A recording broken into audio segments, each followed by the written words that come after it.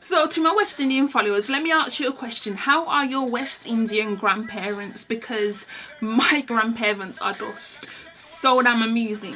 I was reading this tweet on Twitter today that says, West Indian grandparents are so morbid, every second me soon dead. And I was just like, the truth in that tweet is just, oh my God. They literally think they're gonna drop down dead anytime soon, and the fact is, half the time they are much healthier than you are. They eat the proper food, you know, not this kind of nonsense food that we be eating. They be eating the hard food, you know, the yam, the dumplings, the sweet potato, the dasheen. Be eating that. Sorry, I don't care, but that chocho, we're not gonna eat it. Never. No. Keep that raw mess away from me. I'm not gonna be eating no chocho. I don't like chocho. I don't like avocado. I don't like soursop. I'm about to lose my Caribbean card, but I'm sorry. I don't like chocho. I don't like avocado. I don't like soursop. I'm sorry. I just. Oh, and but let me just add to that manish water soup. What is your purpose in life and why do you exist? Why do you exist? Okay? Manish water should be banned. Okay? I don't understand the point of it. I really don't understand the point of it. So please ban it. Get rid of it. It's unnecessary. The thing tastes horrible. I don't like it.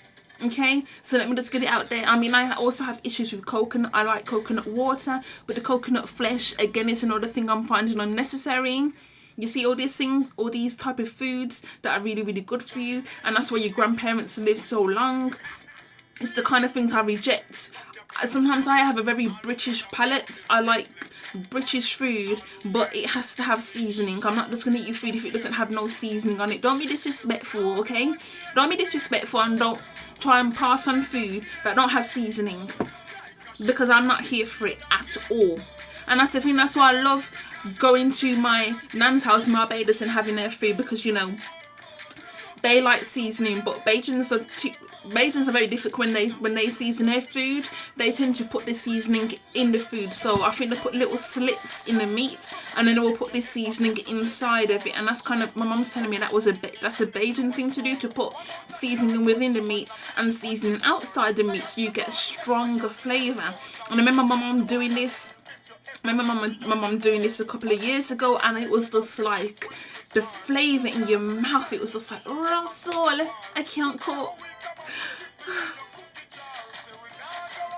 But seriously, when you have seasoning inside the meat as well as outside the meat, it's just like a party in your mouth, you know, a party. But honestly, West Indian grandparents, they will complain about everything. They will give you so much joke, and they will probably outlive us all. Let's be real, they'll probably outlive us all, because yeah, okay, sometimes they do have arthritis and diabetes and these kind of things, but at the same time, they are the ones that are just like the champions, the leaders. They've been through so much, having to come to this country from where they came from, and yet they're still standing today. It's just like freaking on. It's amazing. Honestly, I would say, while your grandparents are alive, cherish them, because tomorrow is not promised to anybody, okay? And if they were to leave this earth before you've even uttered the words "I love you" one time, trust me, you will regret it. So now, someone else responded to that tweet saying, my gran literally came out with, "If I live to see and God spare," when this person's cousin said they was getting married. Oh my God. Like, honestly, for God's sake, West Indian grandparents are just enough.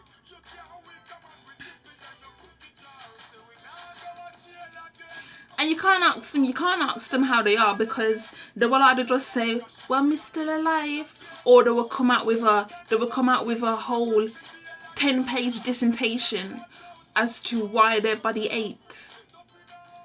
Like, so you don't want to be rude, but it's kind of like your body aches because you're old. to tell you the truth. And they know it, but because they want the attention. And there's nothing wrong with that at all. There's nothing wrong with having attention, but come on now. We know the reason. You can't tell us 50 times and nothing has changed. Another thing, my grandmother is amusing because she has a Zimmer frame and she don't want to use it. So she has this little one of those reclining chairs, and she will push it, she will press the lever so it goes all the way up, and then she will get off, and she's supposed to use her Zimmer frame to walk around, but it says she don't want to do that. No, sir, let me tell you what she does. She will fling the Zimmer frame across her room, and then she will walk without it. And I'm like, my God, Grandma, what are you doing? Why is the Zimmer frame over there and you're here? That's not making any sense.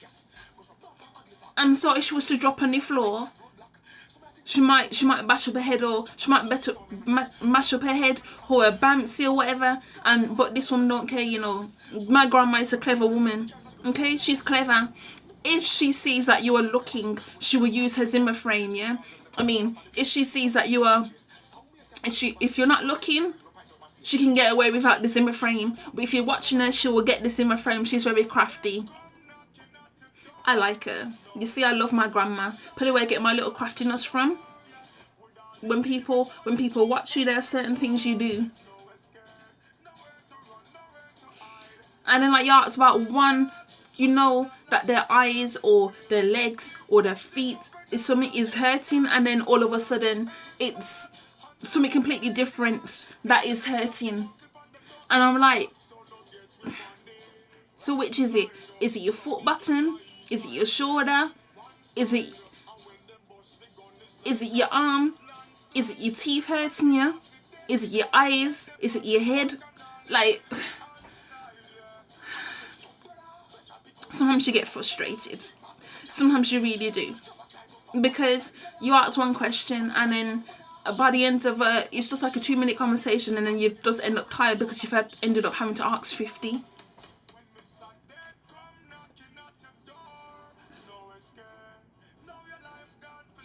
Or one time they will talk about, or one time you will ask them one question about which part of their body is hurting, and then they will say another one isn't hurting too much. But in translation, that means it's hurting a lot, but they don't want to say it. Okay, they don't want to say it. So therefore, you basically got to get it out of them, because they don't want to be seen as a burden. But you ain't got no choice really. Some of their complaints are just too much. I remember one time my grandma moaning that the hard food was too hard, that it wasn't soft. But then if it was too soft, then it was like, if you buy my nan one of those beef patties, she will say that it's too spicy, even though there's no hotness to it. It's just like you just warm it up. And she's talking about how it's too peppery and thing, and I'm like, there's barely any pepper in there, not even one little slice of pepper, and she's saying it's too hot. Or if you got some hard food, she will say if you don't cook it to her standards, then it's, you know, I can't eat this, you know, it's too tough. Oh God, it's too tough, I can't eat it.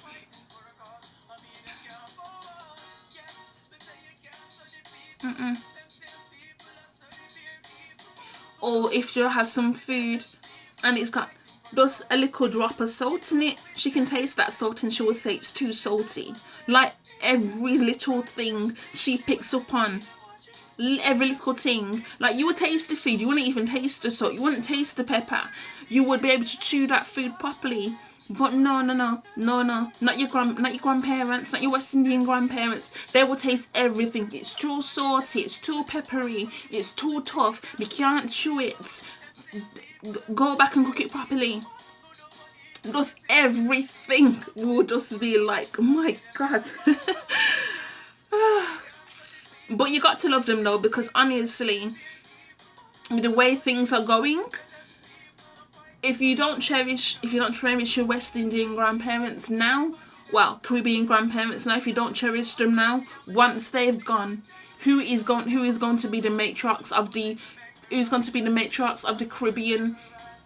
Caribbean family, because these connections are deep and they're strong, not just back home but here in the UK as well. So once they're gone, who is going to be continuing on this legacy? Because now we're coming into this, we're now going to be evolving more into where any more children that's going to be born here in the UK, they're going to be like fully British, whatever that means, because there will be like second, third, fourth, fifth generations, you know. So we need to hold on to our connections anyway. We need to teach our children about these. We need to teach our children about where they come from. Don't just stay in the UK for the whole of your life when you know your family is from the Caribbean. Don't do that. Take your children to the Caribbean where your grandparents come from. Take them to the parish where your parents were brought up. Take them to the historical spots in these countries. So you want to stay in the UK all this time, and then you wonder why our culture is dying out. No, so I'm so, like I said many times before in my videos, I'm so thankful that my parents took me to where they come from. Because that way you have a strong sense of your identity. But when you don't do it, I'm not even talking about the people who can't afford it. I'm talking about those people who can afford it and choose not to go. That's one thing that really, really annoys me. You choose not to go. So you know what? I'm over it all. You understand me? I'm over it all. So there you go. Anyway, let me know your thoughts to your Caribbean people, and also to the African people who follow me as well. Also let me know if it's similar in your families. Do you feel that we are moving away too far from our culture if you live here in the UK? And also, do you feel that our grandparents moan a bit too much? Because it can't just be me who feels this way. Don't let it just be me, because I don't want to be seen as some little rebellious devil, you know. I don't want to. Alright, peace.